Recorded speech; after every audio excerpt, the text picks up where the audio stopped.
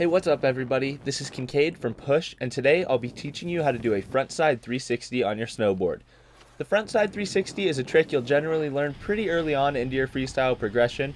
If you're a regular rider, you'll tend to like to spin frontside, and if you're a goofy rider, you'll tend to prefer backside. No one really knows why this is, but everyone just seems to prefer spinning left.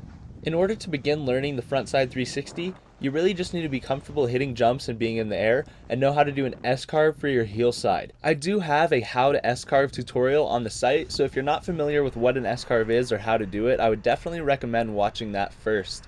Pre-spinning is a really terrible thing when you're learning jump tricks, and if you don't get out of the habit early, it can actually become dangerous as you progress onto bigger tricks. Think about going way faster than you would for a 360 into a much bigger jump and still having a bad habit of spinning a little bit too early. As you start to get to bigger features, it can be super dangerous because you have to worry about hooking your toe edge and just slamming off the takeoff. So it's really important to develop a habit of carving properly off a jump early. So find yourself a small to medium sized jump and let's get going.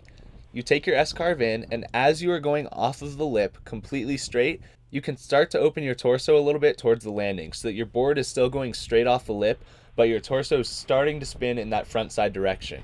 On screen now I have a clip of me doing just a little bit too much pre-spin off the takeoff. I used to be much worse than this, and now I finally got it pretty dialed in. But this was a clip from a couple years ago where I spun just a little too much off the lip. This one still worked out, but a little bit more and it could have screwed me up.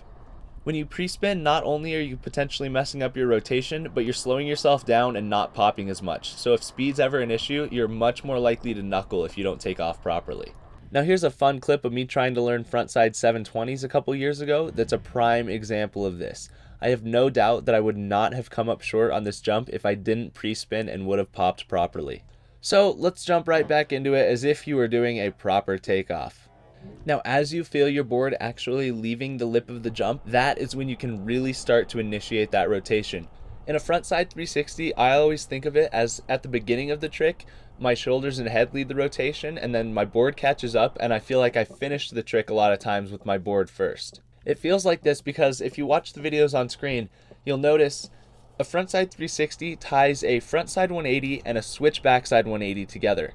The switch backside 180 is blind, so as you finish this trick, you're still going to be looking uphill generally, and then your torso and head kind of swings around and swings through to where you're looking downhill and onto the next feature. Now, although the frontside 360 is probably one of the first tricks you'll learn in freestyle, it actually does take a lot of people quite some time to master this trick purely because of that blind nature at the end. It's not a supernatural rotation coming around. You have to really focus on landing on your toes and riding away clean, or that edge can slip out from under you pretty easily. I see a lot of people learning frontside 360s either wash it out to 540 on the snow because they couldn't land on their edge solid enough, or not bring it all the way around and hooking that heel edge. Neither of those do you really want to do. On screen now is an example of someone who managed to make it work, but as you can see, my friend lands directly on his heel edge and then has a really hard time hanging on to it, and he has to kind of wash it out and take a really aggressive cut to start going straight again, whereas if you land on your toes, you can ride it out straight and clean right from the get-go. So although it seems a little scary, the biggest pointer I can give you is commitment, because if you really commit to bringing this thing around and focus on stomping it, you might wash out a few times, it might not go perfect, but you're a lot less likely to hurt yourself, and if you have a hard time committing to it, you're going to stop in midair, not rotate all the way, and bring it around at 270, and that's when bad things happen. You really want to bring this trick all the way around. Well guys, I think that pretty much covers it for the frontside 360, so go out there and go get it, and best of luck. Leave a comment if you have any questions about it or if anything wasn't clear in the video. If you are watching this on YouTube, I would highly recommend heading over to the website pushthelimit.com. We have more details on the tutorials over there.